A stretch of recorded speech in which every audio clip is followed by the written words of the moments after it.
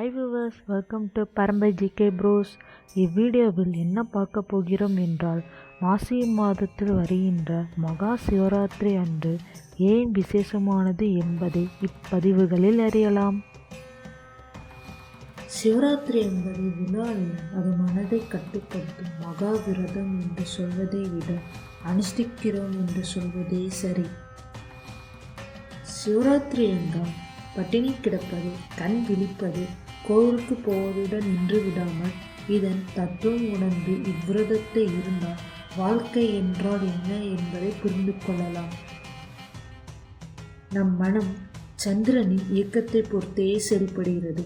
சந்திரன் வளரும் நாட்கள் 15, சந்திரன் தேயும் நாட்கள் 15. இது தேய்பிறையின் 14வது நாள், அதாவது அமாவாசைக்கு முந்தைய நாள் சந்திரன் ஏறத்தாழ மறைந்துவிடும். அதுபோலதான் நம் மனம் ஒரு நாள் ஒன்றை அடைந்தே தீர வேண்டும் என்ற ஆசை பொங்கும். இன்னொரு நாள் இது எதற்கு, இதனால் என்ன பயன் என எண்ணி அந்த ஆசையே தேய்ந்து போய்விடும். இப்படி நிலையில்லாமல் இருப்பதே நம் மனம். சரி, சிவராத்திரியை தேய்பிறையின் 14வது நாள் அனுஷ்டிக்கின்றனர் தெரியுமா?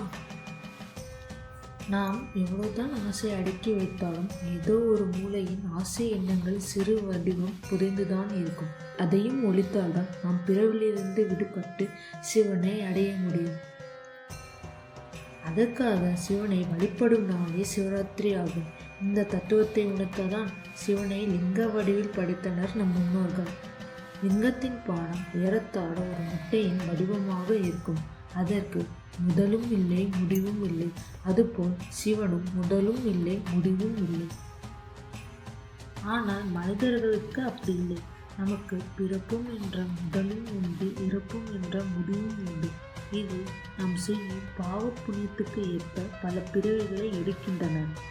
மனிதர்களுக்கு 7 பிறவிகள் இருக்கின்றனர் என்று சொல்லும். அது 7 பிறவிகள் அல்ல, 7 பிறவி என்பதே சரி. நாம் பாவக்கணக்கு கரையும் வரை மீண்டும் மீண்டும் இப்பூமியில் இருந்து கொண்டே இருப்போம். இப்பிறவிச் சுழலில் இருந்து விடுபட ஏதாவது வழி இருக்கிறது என்றால் இருக்கிறது. அதற்கு ஒரே மந்திர வார்த்தை ஓம் நமச்சிவாய. பிற உயிர்களையும் தன்னை போல் கருதி அன்பு செலுத்த வேண்டும் என்பதை உணர்த்ததான் இச்சிவராத்திரியை கொண்டாடுகின்றனர்.